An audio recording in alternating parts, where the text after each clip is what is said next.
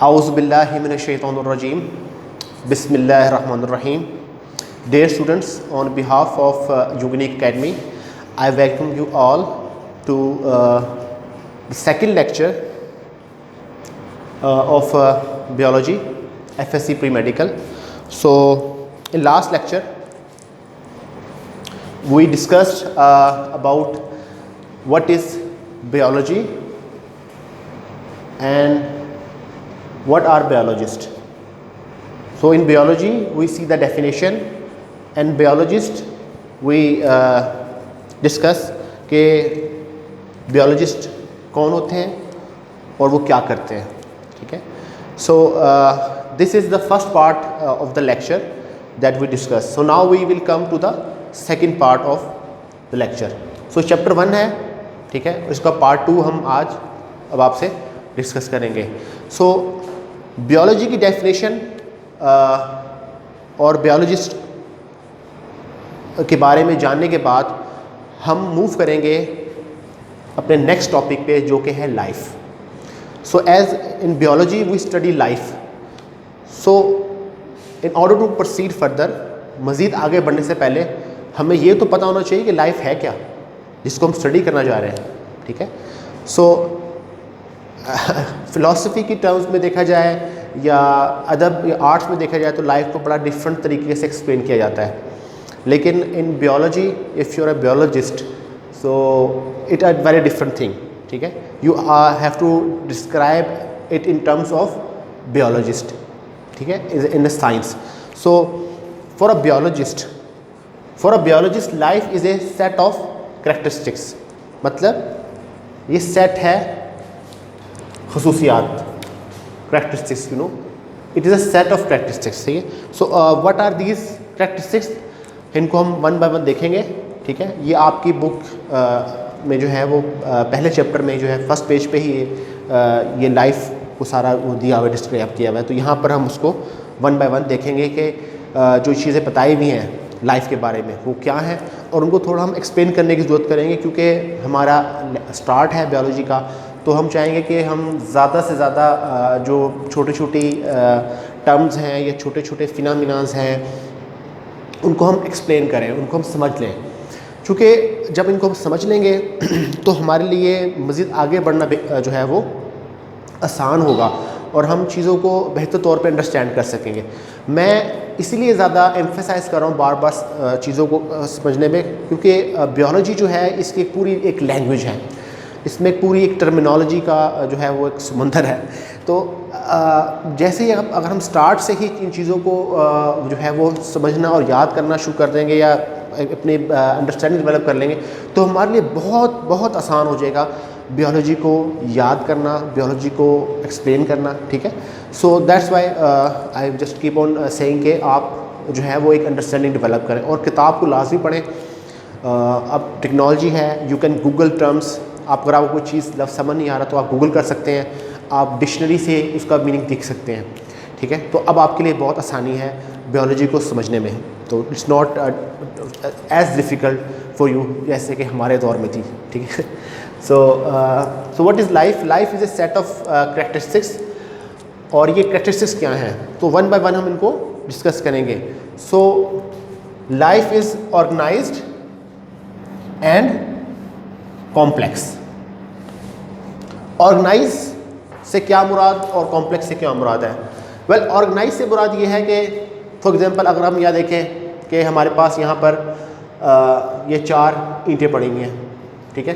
तो देखेंगे कि किसी कोई शेप में नहीं है हमारे सामने, बट एज सून हम इनको एक तरतीब से रख देंगे तो हम देखेंगे कि ये हमारे सामने एक ऑर्गेनाइज शेप आ गई है. ठीक है.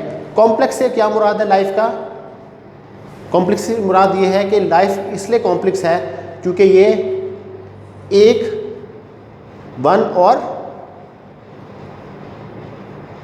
मल्टीपल सेल से मिलकर बनी है. ठीक है. ऑर्गेनाइज इस तरह है क्योंकि इसमें जो सेल्स हैं या इनकी पूरी स्ट्रक्चर है वो ऑर्गेनाइज तरीके से काम कर रहा है. जैसे कि अब मैं आपके सामने खड़ा हूँ तो मेरे हाथ पैर, मेरी ज़ुबान, मेरी आँखें, मेरे कान, ये ऑर्गेनाइज तरीके से काम कर रहे हैं और मैं आपको लेक्चर दे पा रहा हूँ। अगर मेरा हाथ ना हिल पाए या मेरी ज़ुबान ना हिल पाए तो मैं बोल नहीं सकूँगा, ठीक है, या अगर मेरी आँखें देख ना पाएँ तो मैं लिख भी नहीं पाऊँगा उसी तरीके से, ना हाथ ऑफ कोर्स। तो क्या है कि लाइफ क्या है, what it is organise and complex. Complex क्या हुए, क्योंकि ये एक से ज़्यादा सेल्स पर मुश्तमिल है, और सेल्स के बारे में आप मैट्रिकुलेशन में अपने पढ़ चुके होंगे कि ये बेसिक यूनिट है लाइफ का, ठीक है। So complex, organise and complex. तो मल्टी सेलुलर ऑर्गेनिजम्स जैसे कि आप देखते हैं पौधे हैं, जानवर हैं, एज ए ह्यूमन हम जो हैं, हम क्या हैं, मल्टी सेलुलर हैं, ठीक है। तो हम ऑर्गेनाइज भी हैं और हम में कॉम्प्लेक्सिटी भी है। तो यहाँ पर सवाल पैदा होता है कि हम ह्यूमंस जो हैं, हम में आपके ख्याल में कितने सेल होंगे, कितने टोटल हमारे सेल्स जो हैं वो मिलकर हमारी बॉडी को बनाया होगा। So any guess? Well, different biologist जो हैं उनका डिफरेंट ओपिनियन है, बट ये कहा यह जाता है कि 1 से 3 ट्रिलियन सेल्स जो हैं, 1 से 1 to 3 ट्रिलियन सेल्स जो हैं उनसे मिलकर हमारी बॉडी बनी हुई है, और ये सेल्स आपस में ऑर्गेनाइज हैं, आपस में जुड़े हुए हैं और एक ऑर्गेनाइज तरीके से काम कर रहे हैं। तो इसलिए हम आपके सामने, हम एक ज़िंदा, हम एक लाइफ फॉर्म में आपके सामने मौजूद है। So life is a set of characteristics and it is highly organise and complex. अब सेकंड इसमें है कि इसमें जेनेटिक प्रोग्राम है। जेनेटिक प्रोग्राम किसके लिए? For their genetic program for their characteristics. मैं एक्सप्लेन करता हूँ आपसे ताकि आपको बेहतर तौर पे समझ आ जाए। जेनेटिक प्रोग्राम क्या है? जीन्स, जो कि हमारा सेल है और उसमें न्यूक्लियस है, और न्यूक्लियस के अंदर हमारे ये जीन्स पड़े हुए हैं, और ये डिटरमाइन करते हैं हमारे कैरेक्टरिस्टिक्स को। अब हमारा जो ह्यूमंस का जेनेटिक प्रोग्राम है, उसके अंदर ह्यूमन का जो जेनेटिक प्रोग्राम है उसके अंदर कितने क्रोमोसोम होते हैं? दे आर अबाउट 46 क्रोमोसोम, जो कि 23 पेयर्स की सूरत में हमारे पास मौजूद होते हैं।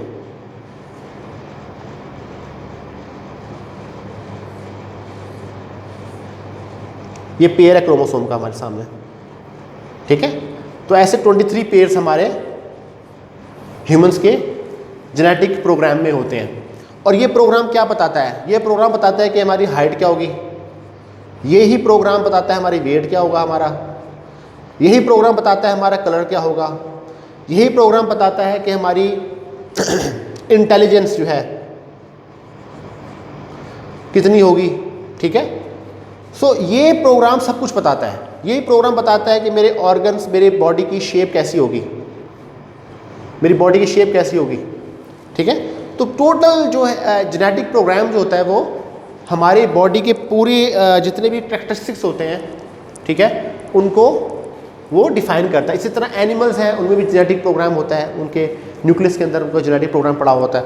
हम ह्यूमंस में पड़ा होता है, एनिमल्स में। तो जितने भी लिविंग जो थिंग्स हैं, ठीक है, उनमें जेनेटिक प्रोग्राम है, और वो प्रोग्राम क्या बता रहा है? उनके कैरेक्टरिस्टिक्स को, उनकी खसूसियात को वो जाहिर कर रहा है। जैसे कि आप देखते हैं कि डॉग्स हैं, उनके अंदर जो जीन्स हैं वो उनको डॉग बनाते हैं। कैट किस तरह बिहेव कर रही है, ये उनकी जीन्स डिसाइड कर रहा है। Rats, snakes, birds, plants, elephant, giraffe, तो जितने भी लिविंग थिंग गुजरी हैं हमारे प्लेनेट पे या हैं, या वो सिंगल सेल हैं या मल्टी सेलुलर हैं, उनमें जेनेटिक प्रोग्राम मौजूद है जो कि उनकी खसूसियात को जो है वो ला रहा है, निकाल कर सामने उनकी डिटरमाइन कर रहा है, ठीक है। सो इवन जो बैक्टीरिया होते हैं, कई बैक्टीरिया हमारे लिए बेनिफिशियल होते हैं, कई हमारे लिए ख़तरनाक होते हैं। इवन हमारी बॉडी पर इस वक्त मिलियंस ऑफ बैक्टीरियाज मौजूद हैं, ठीक है, but they are not causing any infection right now, ठीक है। बट एज सून कि हमारी बॉडी वीक हो जाती है तो वो they are able to cause infection, या उनके जेनेटिक कई ऐसे बैक्टीरिया हैं उनके जेनेटिक प्रोग्राम में इन्फेक्शन करना है ही नहीं, ठीक है। वो थ्रू आउट लाइफ जो है वो कोई इन्फेक्शन कॉज नहीं करती ह्यूमंस में। और कुछ का प्रोग्राम ऐसा है कि they are beneficial to humans, जो आगे चल के हम देखेंगे कि कैसे वो हमारे लिए ह्यूमंस हमारे लिए बेनिफिशियल है। और एक ब्रांच ऑफ बायोलॉजी भी हम पढ़ेंगे जिसमें हम इन ऑर्गेनिजम्स को अपने बेनिफिट के लिए यूज़ करेंगे, ठीक है। वो ब्रांच बायोटेक्नोलॉजी है और उसको हम अपने थर्ड लेक्चर के अंदर डिस्कस कर रहे होंगे। सो जेनेटिक प्रोग्राम पहला है ऑर्गेनाइज कॉम्प्लेक्स, दूसरा जेनेटिक प्रोग्राम इनमें मौजूद होता है जो उनके कैरेक्टरिस्टिक्स को और करता है, और ये प्रोग्राम जो होता है वो बिल्कुल श्योर होता है, ये चेंज नहीं होता। 46 क्रोमोसोम हम जितने भी ह्यूमंस अब तक अज़ल से अब तक आएंगे उनमें जो क्रोमोसोम है वो 46 ही रहेंगे, जो कि 23 पेयर की सूरत में मौजूद होंगे। ठीक है। सो थर्ड चीज़ क्या है, they can acquire and use energy in any thing which has life. ठीक है, अगर कोई भी चीज़ जिसमें अगर लाइफ है तो वो क्या कर सकती है, वो एक्वायर कर सकती है, हासिल कर सकती है, एंड यूज़ एनर्जी, और उसको इस्तेमाल कर सकती है। एक्वायर मतलब हासिल करना, यूज़ मतलब इस्तेमाल करना, किस चीज़ को, एनर्जी को। मतलब कोई भी चीज़ जो जिंदा है तो वो acquire and use energy, that can acquire and use energy.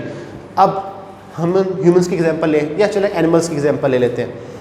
तो आप देखते हैं कि जो परिंदे हैं, ठीक है, वो क्या करते हैं, वो सारा दिन अपना जो है वो स्पेंड करते हैं खाना तलाश करने के लिए, राइट। वो फसलों में चले जाते हैं, वो दरख्तों पे बैठते हैं, वो घरों की छतों पे चले जाते हैं। ठीक है, तो वहाँ वो क्या कर रहे होते हैं, actually they are trying to acquire food, और जब वो उस फूड को एक्वायर करते हैं, उसको खा लेते हैं, तो फिर क्या होता है, वो फूड उनके स्टमक में चला जाता है और वहाँ पर उसको वो ब्रेक डाउन करता है उनका स्टमक, ताकि वो उसे यूज़ कर सकें।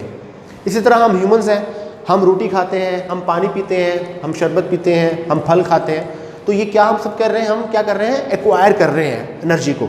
ठीक है, और हमारा स्टमक, हमारे इंटेस्टाइन, हमारा जो मैदा है और हमारी जो आंतें हैं वो क्या करती हैं, हमें उस खाने को हज़म करने में मदद करती है ताकि हम उसको यूज़ कर सकें। ठीक है, तो तीसरी चीज़ जो हमने लाइफ के बारे में पढ़ ली वो है कि they can acquire and use energy. अब हम चौथी पे आते हैं।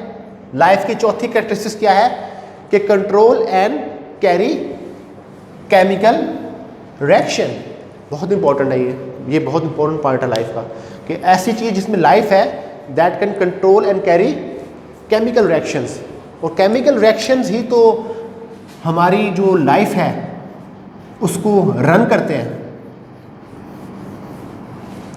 हम जो खाते हैं उसको केमिकल रिएक्शन के थ्रू हम ब्रेक करते हैं छोटे छोटे ज़र्रात में, ताकि उसको हम इनेबल कर सकें हम उसको हासिल करने के लिए। ठीक है, खाने को डाइजेशन करने का अमल एक बहुत ही कॉम्प्लेक्स और लार्ज एक है, जो कि हम आगे चल के इवन प्रोफेशनल जब हम फील्ड में जाएंगे तो हम उसको स्टडी करेंगे बहुत एलेबोरेटली। ठीक है, पूरी पूरी बुक्स, कई बुकें जो हैं वो लिखी गई हैं कि किस तरह केमिकल रिएक्शंस जो हैं वो कॉम्प्लेक्स चीज़ को सिंपल चीज़ में कन्वर्ट कर देते हैं।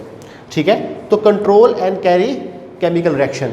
सो चैप्टर 3 जो है आप याद रखिएगा, वो इस हवाले से बहुत इंपॉर्टेंट होगा, क्योंकि उस चैप्टर के अंदर हम पढ़ रहे होंगे केमिकल रिएक्शन के बारे में। ठीक है, कि वो केमिकल रिएक्शन होते कैसे हैं। ठीक है, तो वहाँ पर एंजाइम जो हमारे चैप्टर 3 का टॉपिक है, तो उसमें हम देख रहे होंगे कि रिएक्शन कैसे हो रहे हैं। ठीक है, तो चौथी पार्ट जो पॉइंट है वो है control and carry chemical reaction. So पांचवा है ग्रो इन साइज। ये तो बहुत इजी होगा आपके लिए समझना कि जो भी चीज़ जिंदा है वो अपने साइज को ग्रो करती है। हम ह्यूमंस को एग्जांपल ले लीजिए, जब पैदा होते हैं तो मेनली हमारा वज़न जो है वो 3 से 4 kg होता है। ठीक है, लेकिन जो वक्त गुजरता जाता है, हम 1 माह के होते हैं, 2 माह के होते हैं, 1 साल के होते हैं, 2 साल के होते हैं, तो हमारा वज़न, हमारा साइज़ जो है वो ग्रो करता है। इसी तरह आप पौधों को ले लें कि एक बीज होता है स्टार्ट के अंदर, शुरू के अंदर, लेकिन जैसे उस बीज को हम पानी में डालते हैं, ज़मीन में बोते हैं, पानी देते हैं, उसकी आबियारी करते हैं, तो वो बीज जो है वो निकल पड़ता है, फूट पड़ता है। पहले छोटा सा पौधा तना होता है और फिर आहिस्ता आहिस्ता एक वक्त आता है कि वो एक तनावर दरख्त बन जाता है, जो हमें फल देता है, हमें छाँव देता है, हमारे लिए ऑक्सीजन प्रोवाइड करता है। ठीक है, so they can grow in size. Number 6 point जो कि लाइफ के कैरेक्टरिस्टिक्स का है वो क्या है, they maintain constant internal environment. Constant कहते हैं मुस्तकिल को, मुस्तकिल। ठीक है, कांस्टेंट मीन मुस्तकिल। इंटरनल इन्वायरमेंट, इंटरनल इन्वायरमेंट से मुराद जो हमारी बॉडी के अंदर की इन्वायरमेंट है वो क्या है। सबसे अहम मैं यहाँ पर आपको बता दूँ कि ये हमारा जो बॉडी टेम्परेचर है वो है। बहुत सारी चीज़ें हैं इंटरनल एनवायरनमेंट में जो कि हम एफएससी के जो हमारा सेकंड ईयर होगा तो पहले चैप्टर से हम पढ़ना शुरू कर देंगे उनके बारे में। होम्योस्टेसिस उस चैप्टर का नाम है, तो उसमें हम पढ़ना शुरू कर देंगे कि इंटरनल एनवायरनमेंट है क्या और वो कैसे चीज़ें। लेकिन यहाँ पर मैं जस्ट बता रहा हूँ कि क्योंकि हमारा स्टार्ट है, मैं नहीं चाहता कि आप बर्डन हो जाएं आप चीज़ों को और थोड़ा परेशान हो जाए कि यार ये बहुत सारा कुछ पढ़ने को। जस्ट बहुत ये पॉइंट सिर्फ ये हैं, मैं सिर्फ उनको एक्सप्लेन कर रहा हूँ ताकि आपको याद करने में समझने में आसानी हो, या आपके लिए अंडरस्टैंड करना, एक्सप्लेन करना, इंटीग्रेट करना और डिस्क्राइब करना आसान हो जाए। ठीक है, तो मेरी एक्सप्लेनेशन का मकसद ये है। ठीक है, तो कांस्टेंट एनवायरनमेंट से मुराद ये कि जो उनका बॉडी टेम्परेचर है वो होता है 37 डिग्री सेल्सियस। ये ह्यूमंस का हमारे इंटरनल टेम्परेचर है। तो हम इस टेम्परेचर को मेंटेन करते हैं। किस तरह करते हैं? जैसे कि मैंने इस वक्त किया हुआ है कि मुझे गर्मी लग रही है, ठीक है, गर्मी होगी तो मेरा टेम्परेचर क्या हो जाएगा? बढ़ना शुरू हो जाएगा।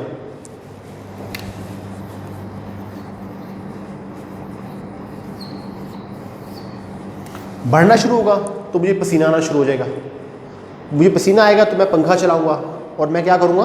हवा लेने की कोशिश करूँगा। मुझे हवा मिलेगी तो वापस मेरा टेम्परेचर 37 पे आ जाएगा। इस तरह मुझे सर्दी लगेगी तो मैं हीटर चला लूँगा, गर्म कपड़े पहन लूँगा। ठीक है, तो इससे क्या होगा? जो मेरा टेम्परेचर कम हुआ होगा वो वापस कितना आ जाएगा?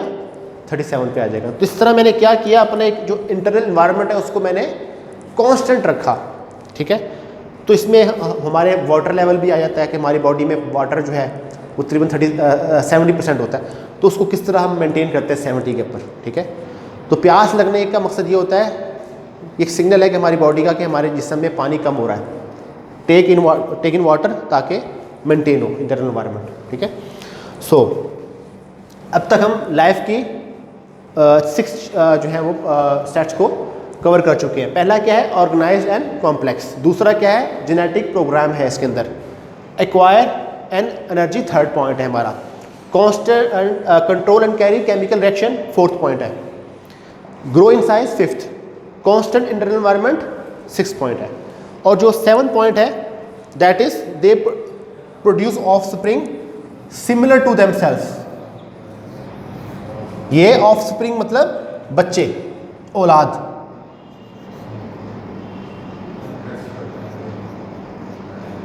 बच्चे या औलाद, यानी कि जो इनके ऑफस्प्रिंग होते हैं, इनके बच्चे होते हैं, वो इनसे मिलते जुलते हैं। ठीक है, अब ह्यूमंस को देखें, जो ह्यूमंस हैं उनके बच्चे, इंसान के बच्चे इंसानों की तरह ही नज़र आ रहे होते हैं। ठीक है, जो कैट के बच्चे हैं, बिल्ली के बच्चे हैं, ठीक है, ऑफस्प्रिंग्स वो उनकी तरह ही नज़र आ रहे होते हैं। इसलिए तो परिंदे हैं, चिड़िया है, चिड़िया के बच्चे चिड़िया की तरह ही होते हैं। ठीक है, तो ये लाइफ की कैरेक्टरिस्टिक्स है। मतलब कि लाइफ जिस भी ऑर्गेनिज्म में होती है या किसी भी एंटिटी में होती है तो वो ऑफस्प्रिंग प्रोड्यूस करते हैं that are similar to themselves. और लास्ट है कि they respond to change in their environment. ये इस पॉइंट से काफ़ी मिलता जुलता है, लेकिन अगर हम इसको एक्सप्लेन करेंगे तो आपको एक अंडरस्टैंडिंग हो जाएगी कि ये थोड़ी डिफरेंट चीज़ है।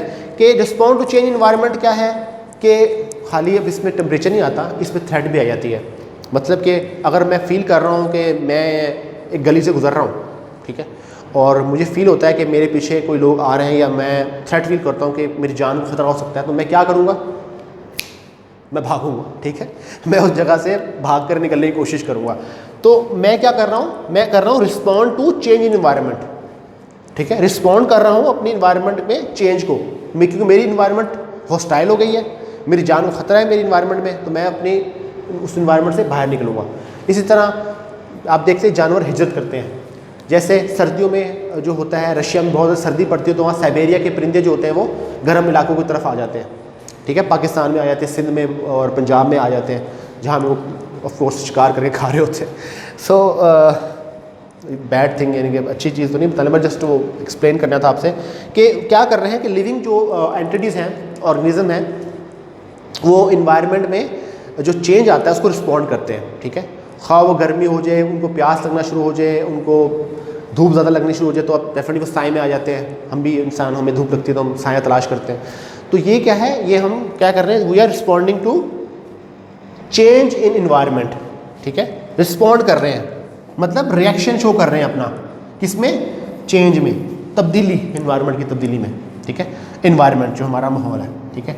तो ये इन्वायरमेंट क्लास बहुत ज़्यादा हम पढ़ेंगे, तो हमारी बायोलॉजी के जो आगे लेक्चर आ रहे हैं, ठीक है। तो अब कंक्लूड करूँगा मैं इस लेक्चर को कि जो हमारा लेक्चर था जिसमें हमने कहा कि लाइफ क्या है, वो सेट ऑफ कैरेक्टरिस्टिक्स हैं, और इन कैरेक्टरिस्टिक्स को हमने वन बाय वन जो है आपसे डिस्कस किया। अपना फीडबैक ज़रूर दीजिएगा आप लेक्चर के हवाले से, क्योंकि आपके फीडबैक से मुझे पता चलेगा कि क्या चीज़ आपको बेहतर तौर पर समझ आ रही है, क्या मज़ीद हमें इम्प्रूवमेंट अपने लेक्चर में करने की ज़रूरत है। और डेफिनेटली कुछ अच्छा लगा तो वो भी आप हमसे शेयर करें, कोई क्वेश्चन है वो आप हमें बताएं, हम इंशाल्लाह हम we will try at the from the platform of Unique Academy, we will try our best कि हम आपके क्वेश्चंस को आंसर करें। हमारा मकसद जो है वो ये है कि आप एक जो सब्जेक्ट है बायोलॉजी का उसको बेहतर तौर पे पढ़ सकें, समझ सकें, ताकि आपके फ्यूचर में भी आपके ये चीज़ें काम आएँ, ठीक है। तो यहाँ पर हमारा चैप्टर 1 जो है इंट्रोडक्शन बायोलॉजी, उसका पार्ट 2 कंक्लूड होता है, जहाँ पर हम लाइफ को हमने डिस्कस किया। और ज़रूर बताइएगा कि आपका इसके बारे में क्या ओपिनियन है, और क्या आपने कुछ सीखा या कुछ अगर आपको समझ नहीं आया तो ज़रूर बताइएगा। इंशाल्लाह we will try to improve in our coming lectures. So thank you so much. मैं ज़्यादा चाहूँ आपसे, शुक्रिया।